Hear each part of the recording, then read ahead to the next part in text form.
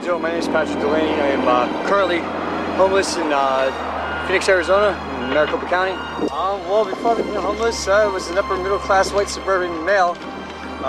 Made over six figures, had my own business, and just want to talk to you guys a little bit about mistreatment by authorities and corporations here in Maricopa County, and specifically Phoenix and the metropolitan area.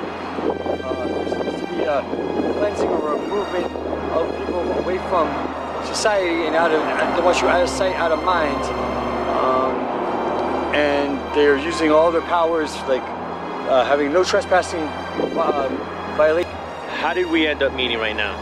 Oh, I was standing out here besides Walgreens, and Rich here came walking by and asked me if I needed something to eat.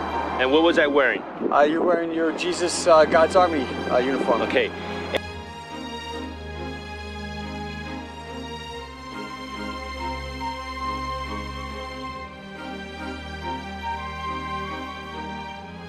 Now, what I'm doing with Patrick is we're organizing where his vision of homeless people in tents and my vision of God's army will come together. You see, they're being harassed, and he feels there's an ethnic cleansing going on because they're being chased from city to city. The police departments are chasing them off from Phoenix, they chase them to Tempe, they chase them to Chandler, they keep getting chased all over the place, but they're homeless, so where are they supposed to go? So what we're doing is we're incorporating God's army. I just gave them a uniform. Would you just show them the uniform I gave you? We're giving them the uniform because they need an identity, and the uniform is their identity. And if they identify and they belong to God's army, if they get harassed by the police and they get chased out and they're being picked on and there's an ethnic cleansing that's going on against God's army, the people that God has put in my heart, the same way Jesus went out into the battle, into the field, and he raised up a kingdom using those that were rejected by society, the homeless. Not those that lived in society, not those that lived under the law of Moses, but those that are lawless, those that are homeless, those that don't have a place to live. Other challenges, like I said, hour to hour, where are you going to sit for the next hour before you get the next cop that's going to come by and tell you, you can't be here, you got to leave or I'm going to arrest you. Robert Zimmerly. I've lived in this neighborhood for my whole life, 31st Street in Union Hills, since I was 9 years old. I've been homeless off and on for about 4 or 5 years, over the span of 10 years, and I don't think that I've never been treated, unfortunately, more poorly than I have this time around. I think that good treatment, when it's not illegal to be homeless, it's just illegal to exist anywhere, is really hard to come by nowadays.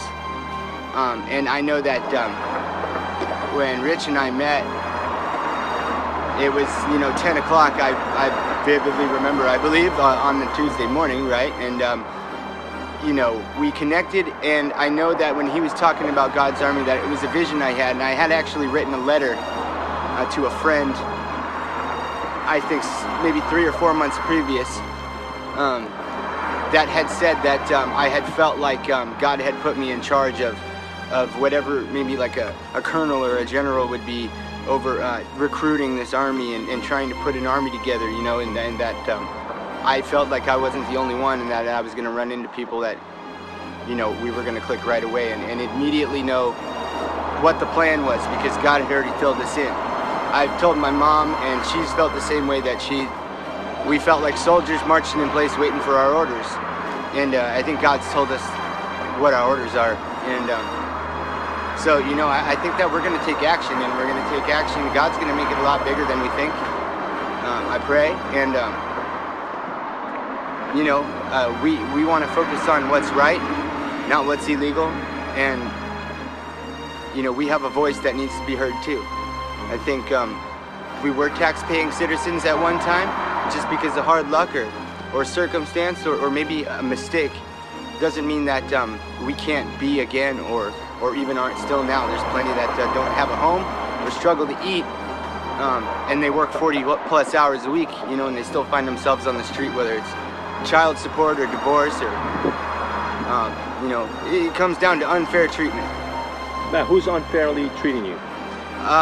You know, I don't necessarily think it's, you know, like the one guy to the next that you run into on the sidewalk. It's more like everybody else can shop at the grocery store and be waiting outside for a cab or having a cigarette or something, and I'm the guy that can't because of the way I look, or because they see me all the time, or they assume that I didn't go shopping there, or... Right, and now I want to take that one step further.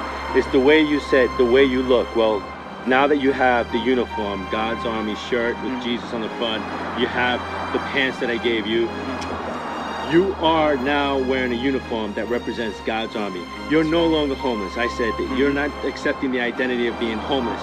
You're now a child of God. You have to take on that identity that you're a child of God.